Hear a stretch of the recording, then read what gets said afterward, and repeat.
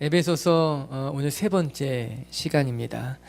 에베소 교회는 소아시아, 이제 지금에는 터키 지역이겠죠. 소아시아 지역에서 가장 영향력 있는 교회로 그렇게 잘 성장해 갔던 교회가 에베소 교회입니다. 당시 에베소는 소아시아에서 굉장히 중요한 도시 중에 하나였다고 합니다. 그곳에 두란노 서원이 있었고 또 그 두란노 서원에서 바울은 무려 2년이라는 시간 동안 짧지 않게 말씀을 가르치고 또 제자를 양육하고 그렇게 에베소 교회를 든든하게 세웠던 것을 우리 사도행전을 통해서 확인하게 돼요. 지금도 에베소에 가보게 되면은 아주 유명한 도서관 흔적이 있고 또 아데미 신전이 아직까지 있는 그것으로 미루어 보면 아마 이 에베소란 도시는 크고 발전된 도시였으며 또 우상 숭배가 흥왕했던 도시였을 것이다. 그렇게 미루어 짐작해 볼 수 있습니다. 사도행전에 보면 또 한 가지 사건이 등장하게 되는데 데메드리오라 하는 은장색이 있었다고 합니다. 우상의 모형을 만드는 일을 했던 사람, 그걸 만들어서 장사를 했던 사람이 데메드리오인데 이 사람이 그것을 통해서 큰 돈을 벌게 됩니다. 그런데 바울이 그곳에 복음을 전하게 되자 또 아데미 신전은 우상이고 또 의미 없는 모형에 불과하다 복음을 전하게 되자 이 데메드리오가 더 이상 장사할 수 없게 되잖아요. 큰 소동을 일으키게 되고 또 바울을 핍박하게 되고 어려운 일들이 일어났던 곳이 또 에베소이기도 합니다. 아마 에베소란 도시는 성경에서 이야기하는 많은 스토리를 가지고 있는 도시가 에베소였을 거예요. 그런데 이렇게 우여곡절 많은 이 에베소에서 하나님의 교회가 굉장히 든든히 세워졌다라고 하는 것이 참 놀라운 일 중에 하나입니다. 어느 도시보다도 어려운 일들이 많았고 환난과 핍박이 있었는데 그럼에도 불구하고 이 에베소 교회가 든든히 세워질 수 있었던 것, 그 힘이 어디에서부터 말미암았는가? 전 오늘 말씀을 묵상하면서 이 바울처럼 교회를 위해 기도하는 사람들이 있었기 때문에 비록 그 땅이 참 어렵고 힘들고 핍박과 환난이 있는 곳이었지만 그래도 하나님의 교회가 굳건히 세워질 수 있었구나, 그런 결론을 내릴 수 있었어요. 그 땅에는 복음이 전하기 힘든 곳이었고 또 반대하는 사람들도 많았지만 그럼에도 불구하고 기도하는 사람들 또한 많았기 때문에 기도하는 성도들이 있었기 때문에 에베소 교회가 흔들리지 아니하고 그 자리를 굳건히 지킬 수 있었다. 그 비밀이 기도에 있다라고 하는 겁니다. 여러분, 바울은 비록 옥에 갇혀 있었지만 에베소 교회를 위해 기도하는 것을 멈추지 않았습니다. 그리고 이처럼 에베소 교회를 위해 기도하는 사람들이 있었기 때문에 에베소 교회는 어려웠지만 힘들었지만 하나님의 능력을 경험하게 되고 그 능력 가운데 하나님의 교회가 점점 흥왕해 갔던 것 아니겠습니까? 여러분, 교회에 필요한 것이 많이 있습니다. 저도 이제 교회를 개척하고 나서 이제 보니까 이제 조금씩 깨닫게 되는 것이 교회를 세워가는 게 쉬운 일이 아니고 정말 중요한 것들이 많이 있구나 새삼 깨닫게 됩니다. 그런데 정말 중요한 것이 무엇인가? 그것은 다른 그 무엇도 아니라 교회를 위해 기도하는 사람이 있어야 되는구나. 교회를 위해 기도하는 사람이 있다면 그래도 어려워도 가능하다라고 하는 겁니다. 마치 바울처럼 비록 옥에 갇혀 있을지 모르지만 자기 형편과 상황과 상관없이 기도하는 그런 바울이 있을 때 교회는 교회다움을 잃지 않는 교회예요. 교회는 능력을 잃지 않게 돼 있다라고 하는 겁니다. 요즘 세상을 바라보면서 가슴이 아프죠. 이 시대 속에 하나님의 교회가 능력을 잃고 또 세상에 손가락질 받기도 하며 그냥 낙심해서 교회를 떠나는 사람들이 많이 있지 않습니까? 안타까운 일이죠. 힘든 일이죠. 우리가 어떻게 하면 좋을까? 오늘 말씀을 보면서 깨닫게 된다라고 하는 겁니다. 여러분, 이 세상은 악순환이 계속되고 있는 거예요. 교회가 실망스럽기 때문에 교회에서 상처받고 기도하는 사람들이 떠나가게 된다는 겁니다. 이렇게 기도하는 사람들이 떠나가게 되자 교회는 순수성을 잃어버리고 또 능력을 잃어버리게 되는 거예요. 그렇게 무너지게 되는 거죠. 이렇게 무너지게 되자 또 그나마 남아있었던 기도하는 사람들도 또 떠나가게 되는 거죠. 그러면 또 교회는 더 무너지게 되는 거고 이 악순환이 계속되는 것 아닙니까? 기도하는 사람이 떠나가니까는 교회는 어려움을 겪게 되고 그렇게 교회가 능력을 잃게 되니까는 기도하는 사람은 또 떠나가게 되고 이런 악순환을 어떻게 끊을 수 있을까? 우리 사랑하는 성도 여러분, 누군가 이 가슴 아픈 악순환을 끊기를 원한다면 우리는 교회에 대해서 비판하는 것을 멈추고 기도하는 사람이 되어야 된다라고 하는 거예요. 여러분, 비판만큼 쉬운 것은 없습니다. 저는 교회를 절대 비판하면 안 된다 이런 말을 하는 것이 아니라 우리가 하나님의 몸된 교회에 대해서 실망할 때 비판하기에 앞서서 먼저 눈물로 기도하는 사람이 돼야 된다라고 하는 거예요. 하나님의 몸된 교회를 위해서 내가 하나님의 몸된 교회의 성도라면 마땅히 먼저 눈물로 기도하는 것, 기도의 자리를 지키는 것, 그것으로 말미암아 하나님이 하나님 교회를 회복시키는 것을 경험하는 것을 우리가 또 보아야 된다라고 하는 것이죠. 전 우리 빛의 교회 성도들이 그렇게 하나님의 교회를 위해서 기도할 줄 아는 성도들로 성장해 가기를 주님의 이름으로 축복합니다. 오늘 우리 15절과 16절의 말씀을 같이 한번 봅시다. 시작. 이로 말미암아 주 예수 안에서 너희 믿음과 모든 성도를 향한 사랑을 나도 듣고 내가 기도할 때 기억하며 너희로 말미암아 감사하기를 그치지 아니하고. 이런 바울이 비록 옥중에 있지만 에베소 교회를 위해 기도할 때 그의 마음이 좋았다는 거예요. 기뻤다는 거예요. 충만했다. 그렇게 16절에 이야기하고 있지 않습니까? 내가 기도할 때 너희로 말미암아 감사했고 기뻤고 충만했다라고 하는 거예요. 아, 그렇구나. 바울은 에베소 교회를 위해 기도할 때 기뻤구나. 행복했구나. 여러분, 우리도 기도하다 보면요, 어떨 때는요 기도해야 되니까 해야 될 때가 있습니다. 아, 내가 기도해야 되지. 하나님께서 기도하라 말씀하셨으니까, 목사님께서 기도하라고 했으니까 우리가 그렇게 기도하는 사람들도 있습니다. 아니, 그렇게 기도해야 될 때도 있어요. 의지적으로 기도하는 것. 그런데 어떨 때는요 여러분, 의지적으로 기도하지 않아도 기도가 터져 나올 때가 있습니다. 막 내 마음이 충만해지고 막 떠오르고 내가 그 사람을 위해서 막 기도하게 될 때가 있는 거예요. 그렇게 기도할 때면 마음이 뜨겁기도 하고 기쁘기도 하고 행복하기도 하고 막 저절로 터져 나온 것 아니겠습니까? 오늘 바울이 그랬다라고 하는 거예요. 비록 옥중에 있지만 에베소를 위해 기도하기 시작하게 되자 그 안에 기도가 터져 나왔다는 거예요. 생각하면 생각할수록 기쁘고 감사하고 행복했다라고 하는 것입니다. 얼마나 멋있습니까? 그에겐 기도하는 시간이 힘든 시간이 아니었어요. 저절로 기도가 터져 나온 시간이었다라고 하는 겁니다. 아, 이런 아름다운 교제가 우리 교회에 있었으면 좋겠다. 우리가 누군가를 위해 기도할 때 힘들고 버거운 것이 아니라 기도가 자연스럽게 막 흘러나오는 거예요. 그 사람을 생각하면 행복한 거예요. 교회를 위해 기도할 때 마음이 충만해지기 시작하게 되는 거예요. 억지로 하는 것이 아니라, 어쩔 수 없이 기도하는 것이 아니라, 기도 때문에 내가 힘을 얻고 기도 때문에 내 마음이 충만해지고 기도 때문에 행복해지는 것을, 그런 교제가 우리 가운데 일어나야 된다라고 하는 거죠. 한번 따라해 보세요. 기도하면 행복해집니다. 기도하면 충만해집니다. 아멘. 왜 여러분 우리가 충만하지 못할까? 왜 우리가 행복하지 못할까? 여러분, 기도하면 행복해지는 거예요.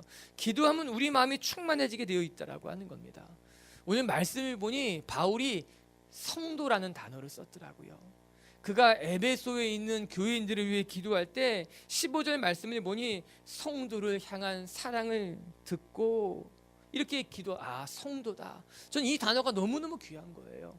목사라는 것도 귀하고 장로도 물론 귀하고 권사도 집사도 이 직분도 다 귀하지만 우리가 하나님 앞에 성도라고 불릴 수 있는 것, 이 사람은 하나님이 구별한 거룩한 사람입니다. 이 사람은 세상에 속한 사람이 아니라 하나님한테 속한 사람입니다. 이 사람은 거룩한 사람이다라고 말하는 이 성도라는 단어가 너무너무 귀한 거예요. 바울이 그 성도를 위해서 기도하고 있다라고 하는 것이죠. 저는 우리 교회의 성도들, 하나님이 구별한 사람들, 하나님이 사랑하여서 선별해 놓은 사람들, 저와 여러분이 성도로서의 복을 누리고 성도로서 서로가 서로를 위해 기도할 수 있게 되고 성도로서의 거룩함을 찾아갈 수 있는 분들이 되길 주님의 이름으로 축복합니다. 이 자리에 그렇게 성도를 위해 기도하는 사람들이 일어나야 된다라고 하는 거예요. 말씀을 보면서 너무 좋은 거예요. 너무 귀하고 감사한 거예요. 왜 그런가? 바울의 기도를 엿볼 수 있거든요. 저는 가끔 저의 어떤 믿음의 멘토, 본이 되고 싶은 분들, 그런 분들은 어떻게 기도할까? 어려운 일을 만날 때, 힘든 일을 만날 때 그분들은 뭐라고 기도할까? 궁금할 때가 많거든요. 물어보고 싶기도 하고 들어보고 싶기도 하고. 그런데 오늘 말씀은 바울의 기도가 고스란히 나와 있어요. 그가 하나님 앞에 어떻게 기도하고 있는지, 무엇을 기도하고 있는지, 참 이 영적인 거장인데 그는 어떻게 기도하고 있는지 볼 수 있다라고 하는 거죠. 오늘 우리가 바울의 기도를 묵상하면서 저와 여러분이 바울처럼 기도할 수 있었으면 좋겠어요. 그리고 우리의 기도가 바울처럼 깊어지고 또 바울처럼 넓어지고. 여러분, 첫 번째 바울이 무엇을 위해 기도했는가? 17절을 같이 한번 읽어봅시다. 시작. 우리 주 예수 그리스도의 하나님 영광의 아버지께서 지혜와 계시의 영을 너희에게 주사 하나님을 알게 하시고. 바울이 가장 먼저 기도한 것은 하나님, 저들에게 지혜와 계시의 영을 주십시오. 그래요. 우리에겐 하나님의 영, 지혜와 계시의 영이 필요하다라고 하는 겁니다. 지혜와 계시의 영이 우리 가운데 임할 때 비로소 우리가 하나님을 제대로 알 수 있게 된다라고 하는 겁니다. 바울은 그것을 위해 기도한 거예요. 하나님, 에베소 성도들에게 지혜와 계시의 영을 주셔서 그들이 하나님을 제대로 알게 하여 주시옵소서. 바울이 가장 먼저 기도한 것이 바로 이 하나님을 아는 지식이라고 하는 것이에요. 굉장히 중요한 포인트가 될 겁니다. 에베소 성도들을 위해 기도한 그 첫 번째 기도 제목이 하나님을 아는 지식이라고 하는 것. 여러분, 그들의 안전을 위해 기도하지 않았다는 겁니다. 그들의 형통함을 위해 기도하지도 않았다는 거예요. 그들의 평안함을 위해 기도하지 않고 그보다 먼저 그들을 위해 무엇을 기도했는가? 어쩌면 이 바울의 기도를 통해 우리는 우리의 삶에 정말 중요한 것, 우리의 삶에 가장 필요한 것이 무엇인가 발견할 수 있는 힌트를 얻게 될 수 있는 겁니다. 여러분 삶에 제일 필요한 게 뭐예요? 가장 시급한 게 뭐예요? 사람마다 다 다르겠죠. 건강을 잃은 사람은 건강이 제일 중요하겠지요. 사람에게 상처받은 사람은 그 상처가 치유되는 것이 무엇보다 급한 일이겠죠. 공부하는 학생에게는 지혜를, 취업을 준비하는 청년들에게는 길이 열리는 것이 가장 급한 일이겠죠. 그러나 바울은 그 모든 것 앞서서 먼저 기도하고 있었던 것이 있었다는 겁니다. 즉, 하나님을 아는 지식, 하나님을 아는 것이 너희들에게 가장 중요하며 시급했기 때문에 바울은 그것을 먼저 기도하고 있다라고 하는 거예요. 여러분, 우리가 하나님을 제대로 알게 되잖아요. 그러면 비로소 우리는 하나님을 온전히 신뢰할 수 있게 될 것입니다. 우리가 하나님을 온전히 신뢰하게 되면 우리가 세상에서 겪고 있는 여러 어려움들 속에서 우리는 더 이상 두렵지 않을 거예요. 낙심하거나 낙담하지 않을 것이에요. 담대해질 것이고 강해질 것이고 그 어려움을 헤쳐나갈 힘을 얻게 되는 겁니다. 그래서 우리가 하나님을 제대로 아는 것이 중요해요. 하나님을 알면 하나님을 신뢰하게 되고, 하나님을 신뢰하게 되면 세상에서 만난 그 어려움들 가운데 두렵지 않은 거예요. 놀라지 않은 거예요. 떨지 않게 되는 거예요. 강하고 담대해지게 되어 있다는 것입니다. 두 번째, 하나님을 제대로 알게 되면 비로소 진정한 헌신이 가능하게 됩니다. 우리가 왜 더 깊이 헌신하지 못할까? 이는 하나님을 제대로 알지 못하기 때문에 우리는 늘 얕은 물가에 있는 거예요. 마치 찬송가에 있는 것처럼 우리는 더 깊은 물로 나가지 못하고 얕은 물가에 머물러서 있는 거예요. 그러나 하나님을 제대로 알게 되면 우리는 더 깊은 물가로 나아가게 되는 거예요. 물 위를 걸을 수 있게 되는 거예요. 주님의 부르심을 들을 수 있게 되는 거죠. 예수님이 말씀하신 것처럼 더 깊은 곳으로 나아가 그물을 내릴 수 있게 된다라고 하는 것입니다. 언제 하나님을 제대로 알게 되면 비로소 하나님을 신뢰하게 되고, 하나님을 신뢰하는 것을 말미암아 더 깊은 헌신 가운데 나아가게 되는 것 아니겠습니까? 그리고 그 헌신의 자리에서 하나님을 경험하게 되는 것이죠. 그래서 하나님을 아는 것은 우리의 삶에 있어서 그 무엇보다 중요하다라고 하는 겁니다. 사랑하는 성도 여러분, 우리가 하나님을 알 때 우리는 자유로워질 겁니다. 더 담대해지고 더 강해지고 더 깊이 헌신할 수 있게 될 것입니다. 여기서 바울이 하나님을 알길 원합니다 기도했는데, 안다는 단어가 어떤 뜻일까 한번 묵상해 볼 만한 필요가 있어요. 에베소서는 헬라어로 쓰여진 글이었습니다. 헬라어에는 안다라고 하는 단어가 두 개가 있다라 그러더라고요. 첫 번째는 그노시스라, 그래서 지식을 통해, 정보를 통해 알게 되는 것을 그노시스라고 말합니다. 즉, 어떤 대상에 대해서 더 많은 정보를 갖게 되면 알게 되는 거죠. 더 많이 지식적으로 정보를 습득하게 되면 더 많이 알게 되는 것, 이 그노시스라고 하는 거예요.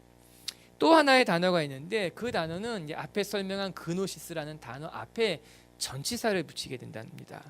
에피 그노시스라, 이렇게 단어를 만든다고 해요.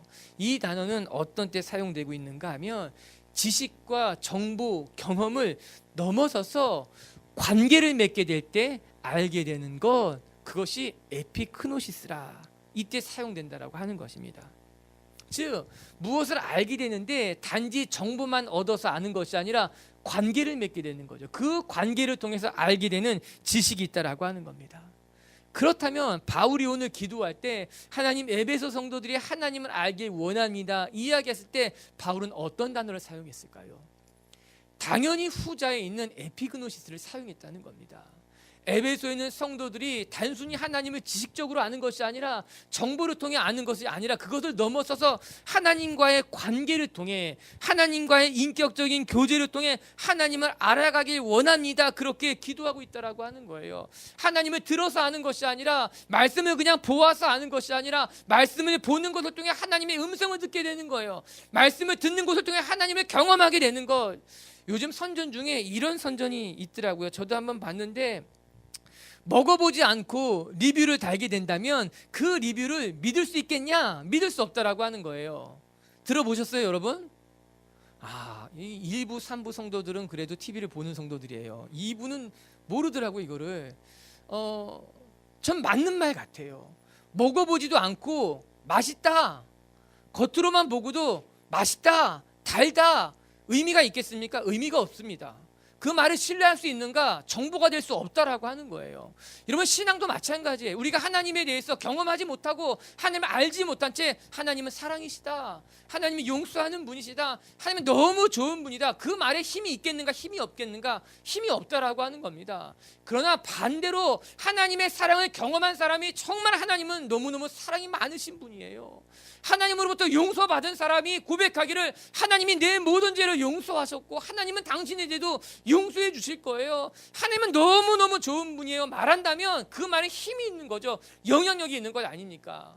이 에피그노시스라는 단어가 거기 있다라고 하는 거죠. 우리가 하나님을 알되 지식으로 아는 것을 넘어서서 하나님과의 관계를 맺어요. 인격적인 마주침이 있는 거예요. 오늘 이렇게 말씀을 들리면은 사람의 이야기가 들리는 게 아니라 하나님의 음성이 들리게 되는 거죠. 여러분이 목장 모임에 가서 셀원들과 이야기를 나누게 되면 그 사람의 이야기가 아니라 그 셀 모임 가운데 임하신 하나님을 경험하게 되는 거. 그러므로 말미암아 하나님과의 인격적인 마주침이 있을 때 비로소 우리는 하나님을 안다, 하나님은 어떤 분이라 고백할 수 있다라고 하는 것 아니겠습니까?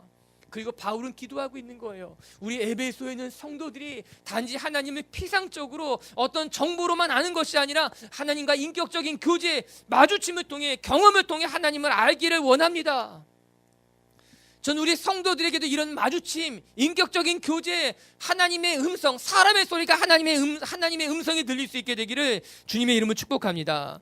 이때 중요한 단서가 있는데 그것은 무엇인가 하면 하나님이 지혜와 계시의 영을 주실 때 가능하다라고 하는 거예요.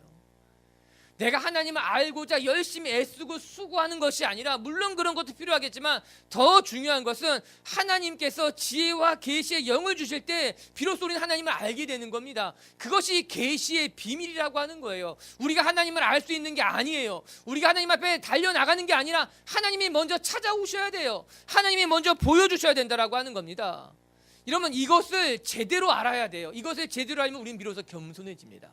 그러나 이것을 제대로 알지 못하면 방종하게 돼요. 교만하게 돼요. 어떻게? 하나님이 내게 말씀하지 않았기 때문에 하나님의 음성을 듣지 못했습니다. 하나님이 내게 응답하지 않았기 때문에 내가 알지 못합니다. 하나님이 보이지 않습니다. 이렇게 말하기 시작한다라고 하는 거죠. 그러나 아니에요. 이 말씀을 제대로 아는 사람은 겸손히 고백하게 돼요. 하나님의 음성을 듣고 싶습니다. 하나님이 보여주셔야 깨닫게 됩니다. 하나님이 말씀하셔야 내가 들을 수 있으니 하나님 말씀해 주시고 깨닫게 해 주십시오 라고 그렇게 우리가 겸손해질 수 있다는 겁니다. 그것이 오늘 바울이 하나님 앞에 올려드리는 간절한 기도라고 하는 거예요. 하나님, 에베소에 있는 성도들이 하나님을 알기를 원합니다. 하나님이 보여주셔야, 하나님이 말씀하셔야, 하나님이 깨닫게 하셔야 깨달을 수 있으니 하나님 그들에게 말씀해 주시고 깨닫게 해주시고 그들이 주를 볼 수 있게 해주시옵소서. 그렇게 우리가 겸손히 기도하게 된다면 하나님은 우리에게 오셔서 하나님의 나라를 보여주시고 하나님의 사랑을 보여주시고 하나님은 더 깊이 알게 해주실 줄로 믿습니다. 두 번째, 바울이 기도한 것은 18절에 등장합니다. 18절 같이 한번 읽어볼게요. 시작. 너희 마음의 눈을 밝히사 그의 부르심의 소망이 무엇이며 성도 안에서 그 기업의 영광의 풍성함이 무엇이며 중요한 단어가 계속해서 여러 개 등장하게 되는데 첫 번째 먼저 살펴보고 싶은 것은 18절에 나오는 부르심의 소망이 무엇인지 알아야 된다는 거예요. 바울이 에베소 성도들을 위해 기도했던 두 번째는 하나님 에베소 성도들이 부르심의 소망을 깨닫게 해주십시오. 부르심의 소망이 뭘까? 사실 말씀을 보면 좀 뭔가 잘 이렇게 이해하기는 쉽지 않아요. 아직 마침표도 찍히지 않았고 계속해서 꾸며주는 형용사가 있기 때문에 다른 성경 번역을 한번 참고하면 좋습니다.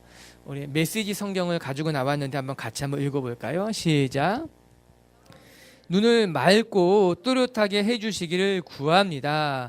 그리하여 하나님께서 무엇을 하라고 부르시는지 여러분이 정확히 볼 수 있기를 바랍니다.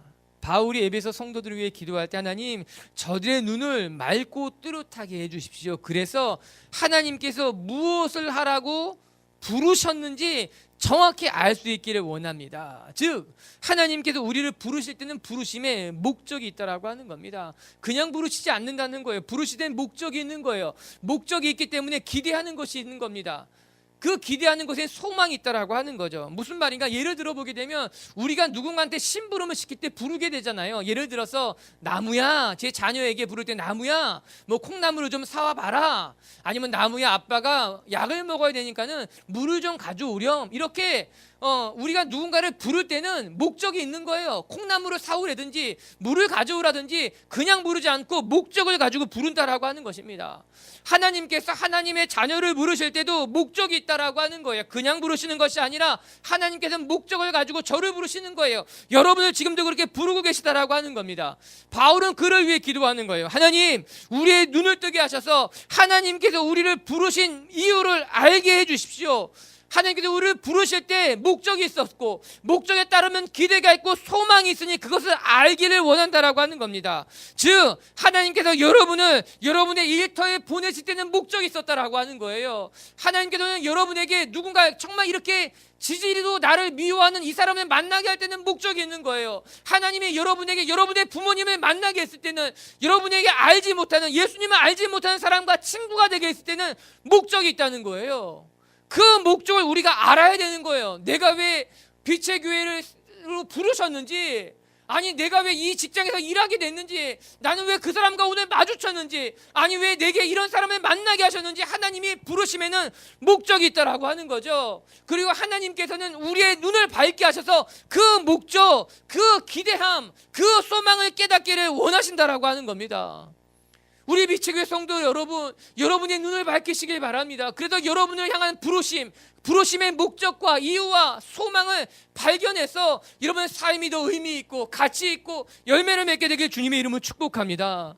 이 에베소서를 보게 되면요, 그 부르심의 첫 번째 목적이 우리가 지난주에 묵상한 말씀에 나타나 있어요. 한번 볼게요. 에베소서 1장 4절과 5절이에요. 시작. 곧 창세 전에 그리스도 안에서 우리를 택하사 우리로 사랑 안에서 그 앞에 거룩하고 흠이 없게 하시라고 그 기쁘신 뜻대로 우리를 예정하사 예수 그리스도로 말미암아 자기의 아들들이 되게 하셨으니, 우리 하나님께서 우리를 예정하시고 우리를 택하셔서 하나님의 자녀로 부르신 이유가 무엇인가? 여러분 4절에 보게 되면은 우리가 거룩하고 흠이 없는 존재로 만들기 위해서, 거룩하고 흠이 없는 존재를 한 단어로 뭐라 그럽니까? 성도라고 하는 거죠. 거룩한 사람이다.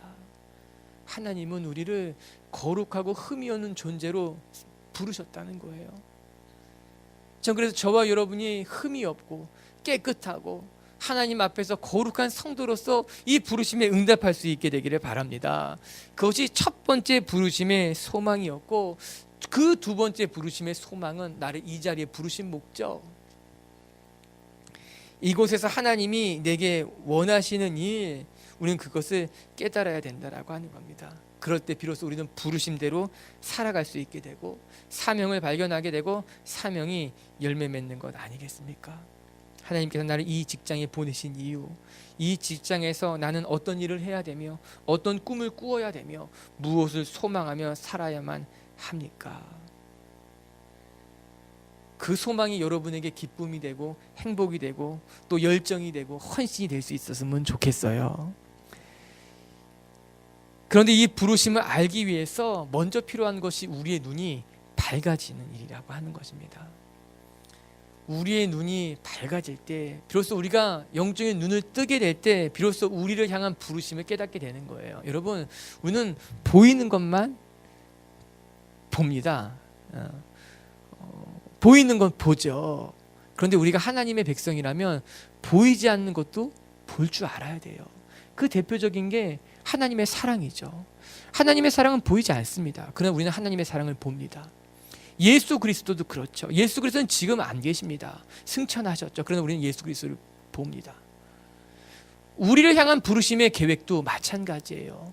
우리를 향한 부르심의 계획을 볼 수 없지만 우리는 그 부르심의 계획을 볼 수 있어야 돼요. 그게 바울의 기도예요. 너희에게 영적인 눈을 뜨게 하셔서 너희를 향한 하나님의 계획이 무엇인지, 너희가 이 땅에서 어떤 삶을 살아가야만 하는지 볼 수 있게 되기를 원한다라고 하는 것이죠. 그것이 너희에겐 소망이 될 것이고 너희를 위로하게 될 것이고 너희에겐 힘이 될 것이다 이야기하고 있는 것 아니겠습니까?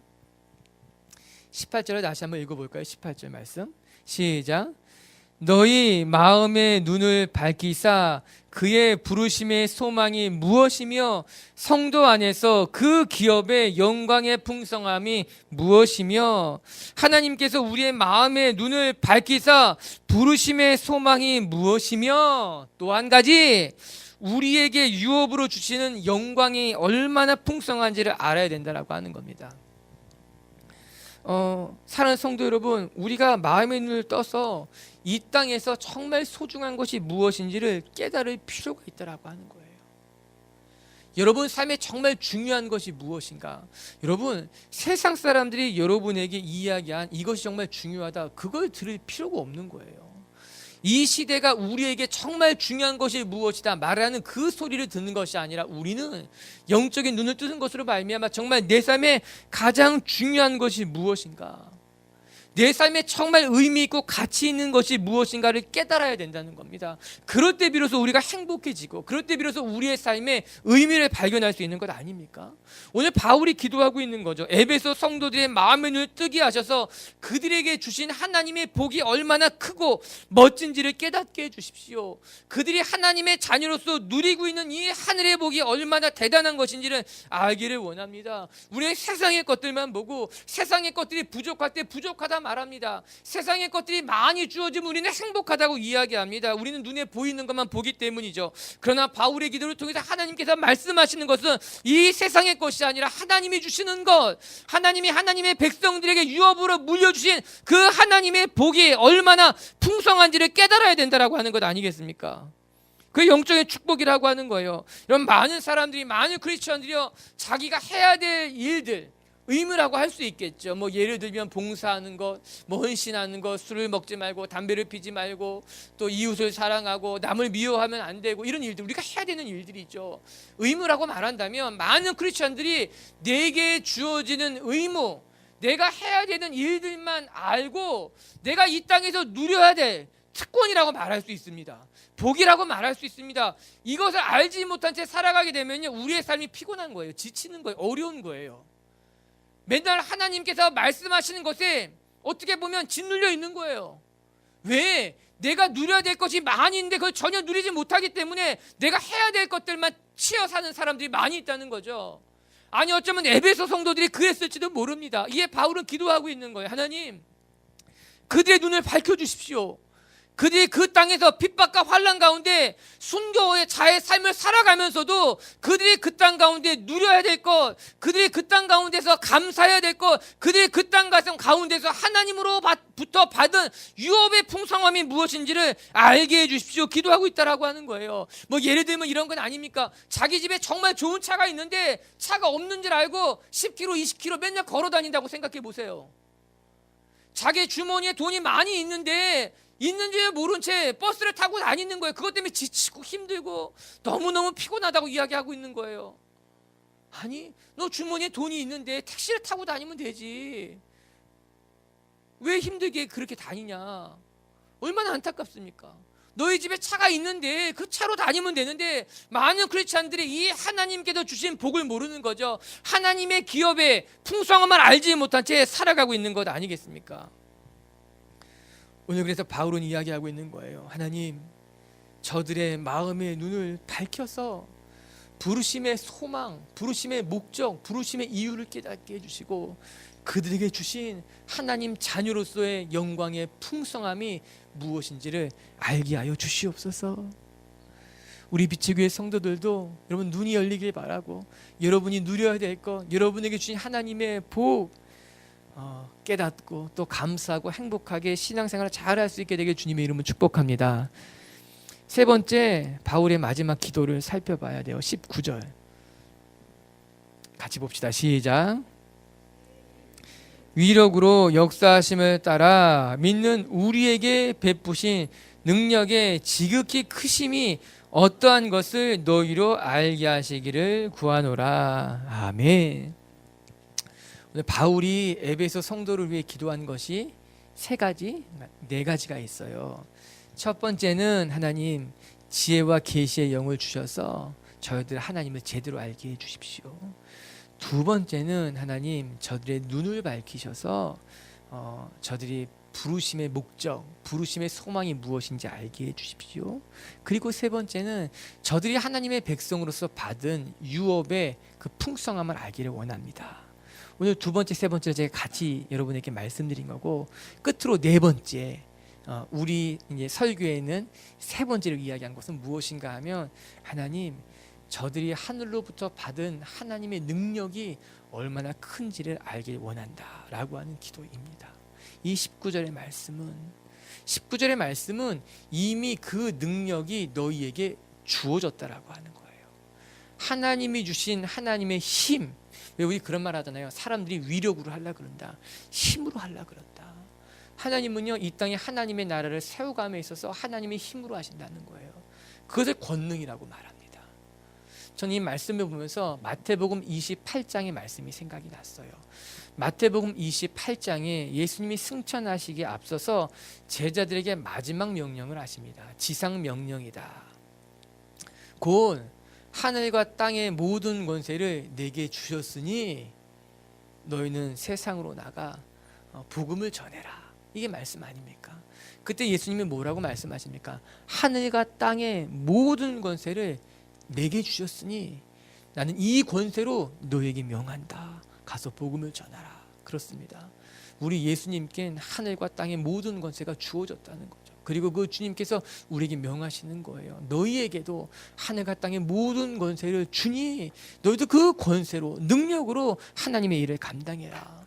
마가복음 맨 마지막 장에 뭐라고 나오는지 아십니까? 마가복음 맨 마지막 장에 이런 말씀이 나와요. 믿는 자들에게는 이런 표적이 따르리니 곧 그들이 내 이름으로 귀신을 쫓아내며 새 방언을 말하며 뱀을 집어 올리며 무슨 독을 마실지라도 해를 받지 아니하며 병든 사람에게 손을 얹은즉 나으리라. 아멘. 이게 예수님께서 우리에게 주신 능력이라고 하는 거예요. 귀신을 쫓아내며 병든 자들을 위해 기도하면 병든 자들이 낫게 될 것이며 뱀을 집어 올리고 독을 마셔도 결코 해를 받지 아니할 것이다. 여러분, 이 능력이 우리에게 주어졌다는 겁니다. 이미 우리가 가졌다라고 하는 거예요. 그런데 이 능력을 사용하지 못하는 거예요. 이 능력을 깨닫지도 못하는 거예요. 그래서 뭐라고 말합니까? 알게 하시기를 구하노라.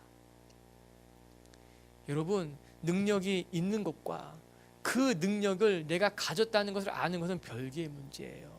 즉 여기 물이 있는 건 팩트예요. 사실이에요. 그러나 그 물을 내가 마실 때 시원한 겁니다. 그 물을 내가 마실 때 그 물은 나에게 의미가 있는 거죠. 내게 하나님께서 권세를 주신 것은 팩트예요. 사실이에요. 변하지 않아요. 그건 하나님이 말씀하신 거기 때문에. 그런데 내게 주어진 능력을 내가 알고 그 능력을 사용하는 것은 또 다른 일이라고 하는 거죠. 오늘 바울은 기도하고 있는 거예요. 에베소 성도들이 그들이 갖고 있는, 아니 그들에게 주어진 그 하나님의 권세, 하나님의 능력을 그들이 알기를 원합니다. 왜? 알아야지만 사용할 수 있는 것 아니겠습니까? 알아야지만 그것 통해 하나님의 능력을 경험하는 것 아니겠습니까? 그래서 바울은 끝으로 기도하고 있는 거죠. 하나님, 에베소에 있는 귀한 성도들이 자기에게 주어진 그 하늘의 능력이 얼마나 대단한지 알게 하시고 그 능력대로 살아가는 삶을 살게 해주십시오. 아멘. 분명한 것은 여러분이 생각하는 것보다 더 큰 능력과 은혜를 가진 사람들이라고 하는 겁니다. 여러분이 스스로 볼 때보다 여러분은 더 강한 사람이며 더 능력 있는 사람이라고 하는 겁니다. 아멘.